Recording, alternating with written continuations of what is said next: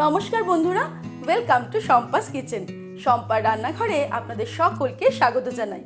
আমার রান্নাঘরে পেয়ে যাবেন 700টিরও বেশি বাঙালি, অবাঙালি, দেশি বিদেশি রান্নার সহজ রেসিপি।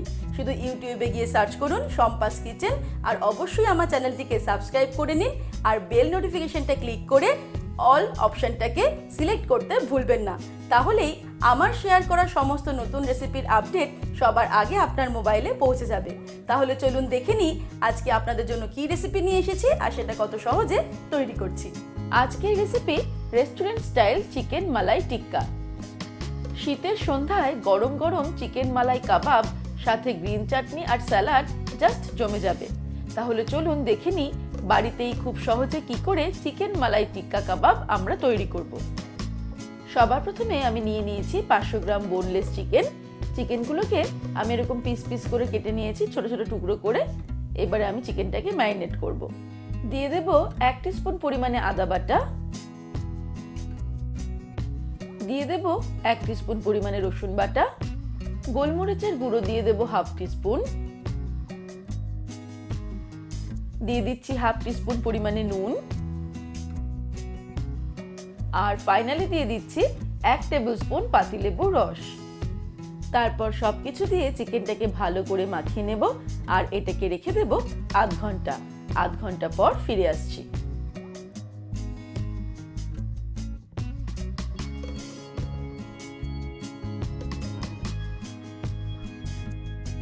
আধ ঘন্টা হয়ে গেছে।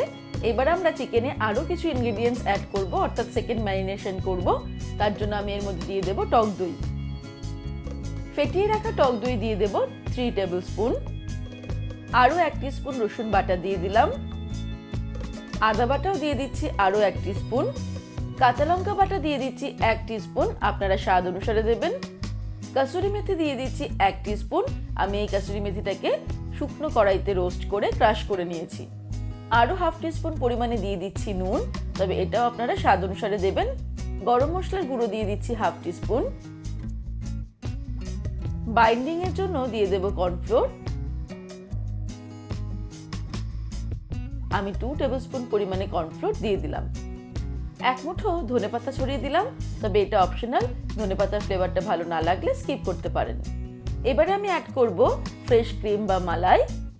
এই মালাই বা ফ্রেশ ক্রিম কিন্তু এই কাবাবের মেন ইনগ্রেডিয়েন্টস। 3 টেবিলস্পুন পরিমাণে ফ্রেশ ক্রিম আমি অ্যাড করে দিলাম। এবারে ফাইনালি নিয়ে নিয়েছি একটা চিজ কিউব। এই চিজ কিউবটা গ্রেট করে আমি এর মধ্যে অ্যাড করে দেব।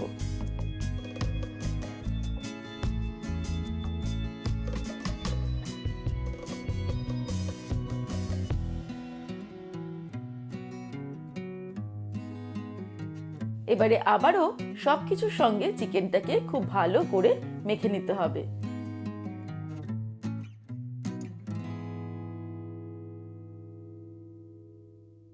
মাখাটা কমপ্লিট হয়ে গেলে আমি এর মধ্যে অ্যাড করে দিচ্ছি রিফাইন্ড অয়েল। আমি 2 টেবিলস্পুন রিফাইন্ড অয়েল দিয়ে দিলাম। আবারও সবকিছু ভালো করে মাখিয়ে নেব। তারপর এই ম্যারিনেশনের পরে চিকেনটাকে রেখে দিতে হবে মিনিমাম 2 ঘন্টা।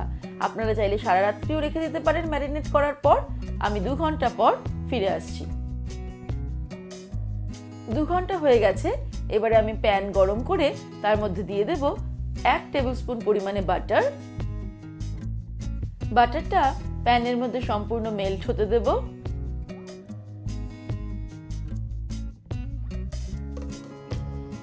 তারপর ম্যারিনেট করা চিকেনের টুকরোগুলো প্যানের মধ্যে সাজিয়ে দেব।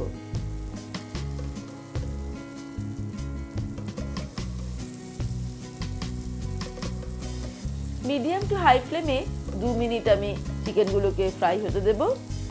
2 মিনিট হয়ে গেলে চিকেনের পিসগুলোকে উল্টে দেব।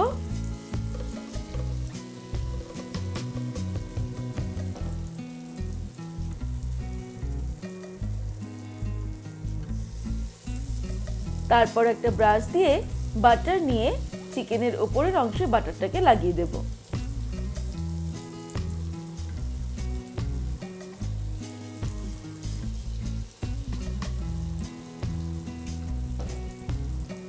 এইভাবে 1.5-2 মিনিট অন্তর অন্তর চিকেনের পিসগুলোকে উল্টে পাল্টে কাবাবগুলো আমাদের ফ্রাই করে নিতে হবে। একবারে কাবাবগুলো ফ্রাই করার জন্য প্রায় 7-8 মিনিট সময় লাগবে।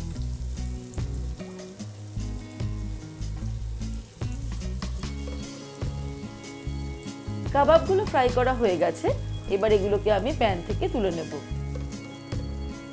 কাবাবগুলো প্যান থেকে তুলতে তুলতে মনে হচ্ছে এগুলোকে এক্ষুনি খেয়ে নিই, কিন্তু এখনো একটু বাকি আছে একটা স্টেপ। চলুন সেই স্টেপটা আমরা কমপ্লিট করে নিই, তারপর কাবাবগুলো খাওয়া যাবে।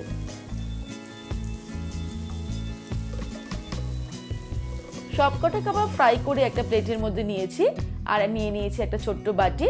এর মধ্যে এক টুকরো জ্বলন্ত কাঠকয়লা দিয়ে দেব, তারপর কয়েক ফোঁটা তেল এর মধ্যে ঢেলে দেব, আর এটাকে ঢাকা দিয়ে দেব। মুহূর্তের মধ্যেই কাঠকয়লা থেকে প্রচুর ধুয়ো বেরিয়েছে, চারিদিকটা ভরে গেছে বাটির ভেতরে। এরকম অবস্থায় আমি 5 মিনিট এটাকে রেখে দেব, তার ফলে কাঠকয়লার এই স্মোকি ফ্লেভারটা আমাদের কাবাবের মধ্যে চলে আসবে। তৈরি হয়ে গেল বাড়িতেই খুব সহজে রেস্টুরেন্ট স্টাইল চিকেন মালাই টিক্কা। এবারে এই চিকেন মালাই কাবাব গ্রিন চাটনি আর স্যালাডের সঙ্গে পরিবেশন করলে জাস্ট জমে যাবে। গ্রিন চাটনি রেসিপি অলরেডি সম্পাস কিচেনে শেয়ার করা আছে, যার লিঙ্কটা আমি ডেসক্রিপশনে মেনশন করে দিয়েছি।